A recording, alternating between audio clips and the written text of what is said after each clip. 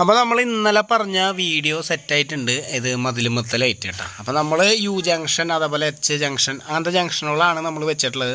നമ്മുടെ മതിലൊക്കെ തേച്ച് ഞങ്ങളവിടെ പാക്ക് ചെയ്തിട്ടുണ്ട്. അപ്പോൾ ചിലർ 2 പൈപ്പ് കണ്ടു കഴിഞ്ഞാൽ പറയും ജംഗ്ഷൻ കട്ട് ചെയ്യുന്നൊക്കെ. അപ്പോൾ നമുക്ക് തുടങ്ങല്ല. അപ്പോൾ ഈ സിൻഡെക്സ് ബോക്സിൽ നിന്നാണ് നമ്മുടെ പൈപ്പ് സ്റ്റാർട്ടാക്കുന്നത്. ഇവിടെ നമുക്ക് ആകെ 2 ലീഡ് 1 ന്യൂട്രാണ് വേണ്ടത്. അത് കാരണം നമ്മൾ സിൻഡെക്സ് ബോക്സ് അവിടെ മാത്രമേ വെച്ചിട്ടുള്ളൂ.